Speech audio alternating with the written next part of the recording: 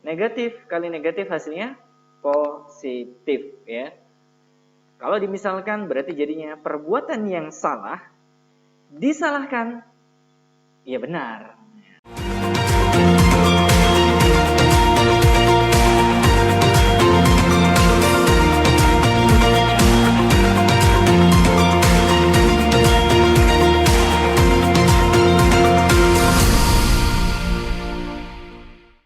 Pada video kali ini saya akan membahas tentang perkalian dan pembagian bilangan bulat. Ini adalah video lanjutan dari part 1 dan part 2 yang membahas tentang penjumlahan dan pengurangan bilangan bulat. Bagi teman-teman yang belum menyaksikan video tentang penjumlahan dan pengurangan, bisa nanti diklik di link description yang akan saya berikan.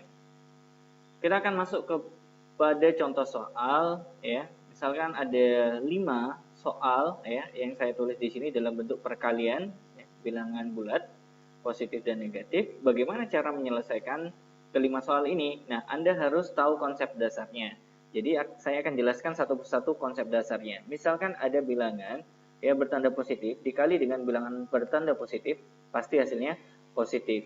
Why? Kenapa alasannya? Bilangan positif kali bilangan positif hasilnya positif. Ya, untuk menjelaskan secara sederhana, saya akan memberikan keterangan ya. Bilangan positif saya anggap ya sesuatu yang benar, kemudian bilangan yang negatif saya anggap sesuatu yang salah. Jadi cara menjelaskannya seperti ini ya. Perbuatan yang benar dibenarkan, maka hasilnya benar. Nah, paham teman-teman sekalian? Belum? Saya ulangi ya. Perbuatan yang benar dibenarkan, maka ya benar. Maka hasilnya positif. Kemudian, jika ada bilangan positif dikali negatif, hasilnya negatif. Alasannya gimana? Nah, perhatikan ya, di sini ilustrasinya. Perbuatan yang benar disalahkan, ya salah. Ya, makanya di sini hasilnya negatif. Ya, bentuk yang ketiga, ya, bilangan yang negatif dikali bilangan yang positif hasilnya negatif juga. Bagaimana cara membuktikannya? Bilangan negatif ini ya kita anggap sesuatu yang salah ya. Jadi kalau seandainya saya misalkan perbuatan yang salah dibenarkan salah ya. Makanya di sini hasilnya negatif. Kemudian bentuk yang terakhir negatif kali negatif hasilnya positif ya. Kalau dimisalkan berarti jadinya perbuatan yang salah disalahkan ya benar. Sehingga keempat bentuk ini adalah ya kombinasi perkalian bilangan positif dan negatif. Kalau tandanya sama-sama positif, positif. Kalau tandanya sama-sama negatif, berarti hasilnya positif ya. Seperti tadi ya, perbuatan yang salah disalahkan, ya benar ya. Kemudian kalau tandanya berbeda, positif kali negatif ataupun negatif kali positif, maka hasilnya negatif. Dibuktikan dengan permisalan tadi. Jadi ini adalah sebuah konsep dasar yang harus teman-teman pahami. Oke, untuk menjawab 5 contoh soal yang ada di sebelah kanan ini, Anda harus mengacu ya pada konsep yang ada di dalam kotak ini ya. Kita lihat nomor 1, bilangan negatif kali negatif. Berarti masuk ke poin yang keempat ya. Hasilnya apa? Hasilnya adalah positif. Berarti pasti di sini positif ya. Tinggal bilangannya kita kalikan. 4 kali 10, 40. Sehingga hasilnya 40. Jika nanti sewaktu-waktu hasilnya positif, Anda tidak perlu menulis tanda positif ya di sini, biar lebih cepat. Contoh yang kedua, bilangan negatif kali bilangan positif. Kita lihat di sini bilangan negatif kali positif, ya berarti masuk ke konsep yang ketiga ya di sini kombinasinya. Berarti hasilnya apa? Negatif. Berarti kita tulis hasilnya negatif ya. Tinggal bilangannya kita kalikan 6 kali 5 sama dengan 30. Berarti hasilnya negatif 30. Lanjut nomor 3. Bilangan negatif kali bilangan negatif. Berarti masuk poin yang ke-4 ya. Hasilnya positif. Tidak perlu kita tulis tanda positif, tinggal bilangannya kita kali. 9 kali 2 sama dengan 18.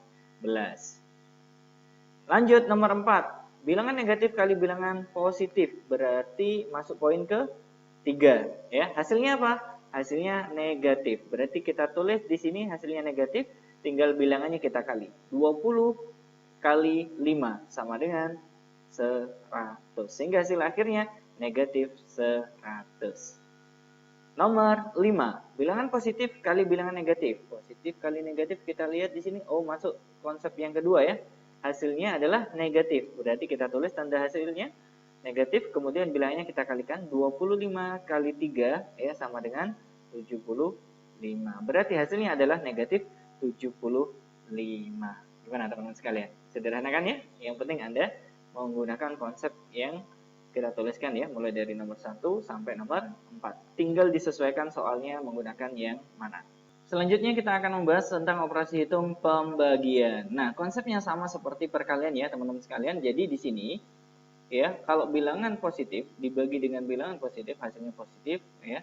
Positif dibagi dengan negatif hasilnya negatif, negatif dibagi positif hasilnya negatif, negatif dibagi negatif hasilnya positif. Mirip seperti yang sebelumnya kita bahas pada perkalian, bedanya di operasi hitungnya ya. Sekarang kita pembagian. Misalkan saya punya 5 soal ya. Di sini kita lihat ya, bilangan positif ya dibagi dengan bilangan negatif. Oke, berarti masuk poin yang kedua ya.